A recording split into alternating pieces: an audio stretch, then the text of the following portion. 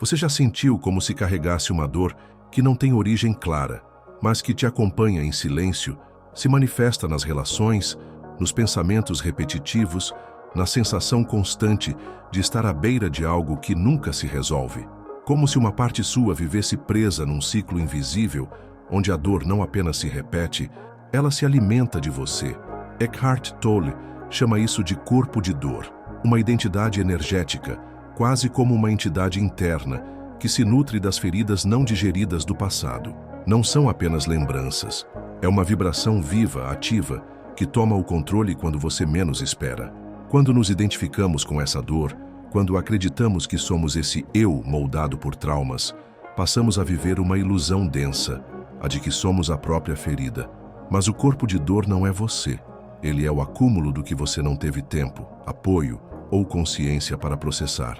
Como Tolle explica, ele age como uma força temporária, que se apossa da sua energia emocional e cria reações automáticas. O ciclo se instala. As mesmas situações, os mesmos gatilhos, as mesmas emoções voltam, sempre voltam. Joe Dispenza complementa essa visão com a neurociência. O corpo aprende a se viciar na química do sofrimento. Literalmente, o cérebro memoriza a dor e passa a repetir aquele padrão emocional como se fosse familiar, mesmo que te destrua aos poucos. E quanto mais essa dor se repete, mais ela vira sua identidade vibracional. Você não percebe, mas começa a atrair experiências que combinem com aquela frequência. Rejeição, abandono, escassez, autossabotagem. Lá no fundo, o que você busca é paz, é silêncio, é leveza. Mas a dor não reconhecida rouba sua presença. Ela te arrasta de volta ao passado. Ela sabota qualquer tentativa de viver o agora. E tudo isso acontece não porque você não é forte ou espiritualizado o suficiente. Acontece porque o corpo de dor age em silêncio, por trás do que você pensa ser.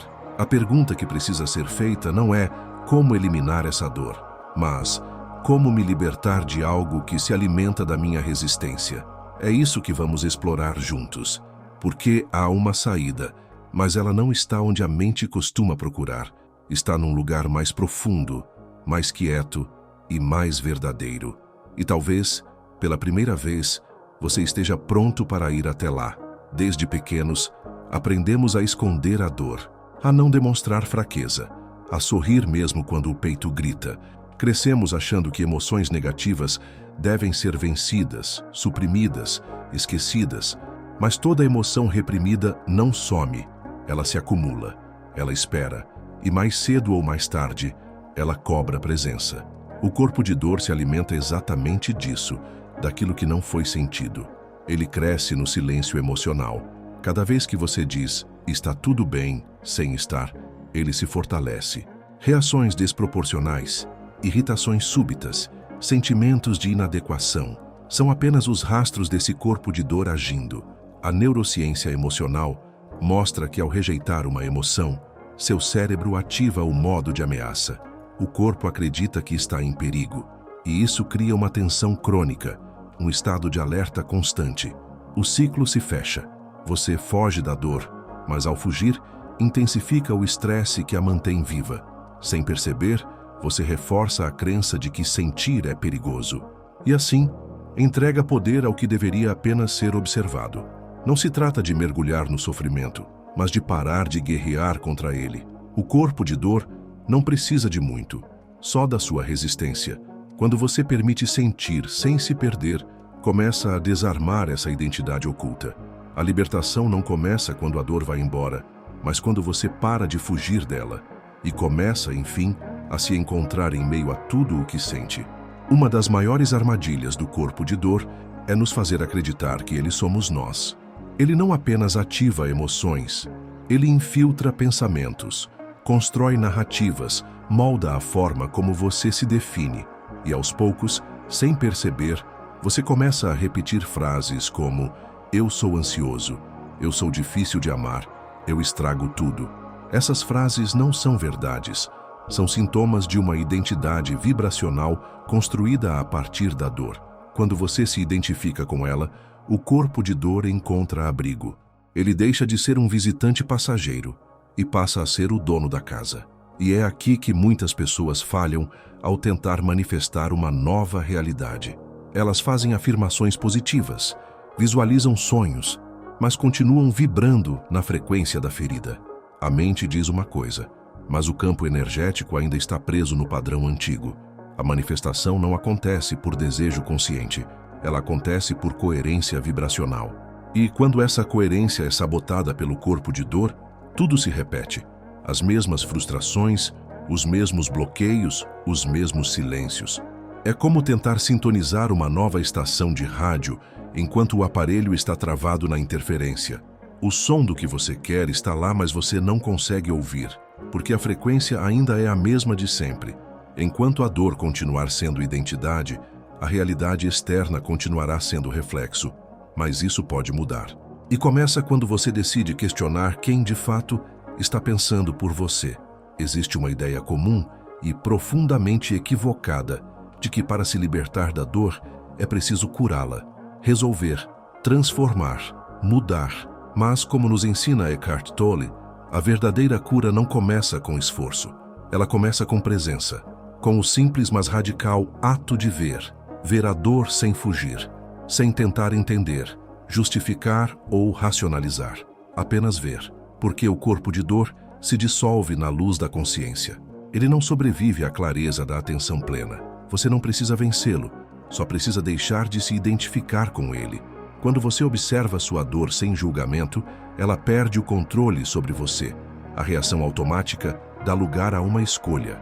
A repetição se transforma em presença, e a presença transforma tudo. Não é a intenção verbalizada que liberta, é a qualidade da sua atenção. O silêncio, nesse processo, é mais poderoso do que qualquer afirmação positiva. Ele não nega, ele não resiste, ele acolhe, e ao acolher, transmuta. A prática começa no corpo. Quando a dor surgir, respire. Traga atenção à sensação.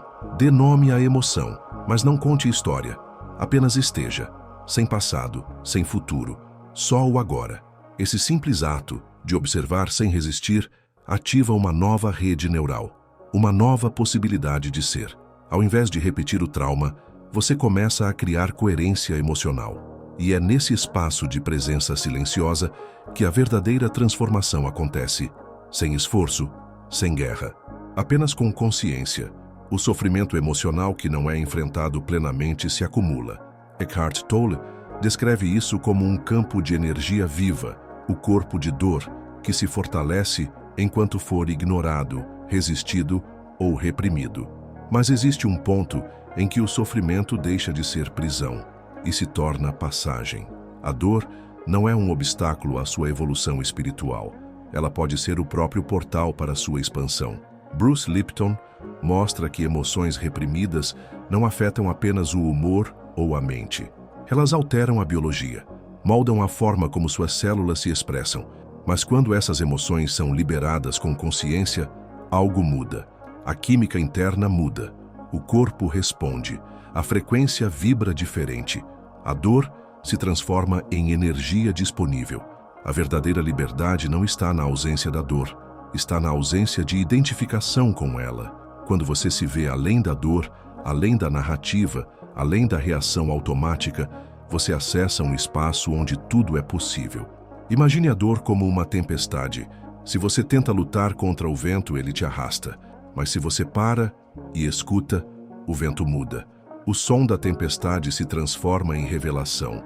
Talvez tudo o que sua dor tenha esperado todo esse tempo seja isso: ser escutada. Não com medo, não com pressa, mas com a presença de quem voltou para casa. A pergunta que fica é: você está disposto a parar de resistir e finalmente ouvir o que sua dor quer te mostrar?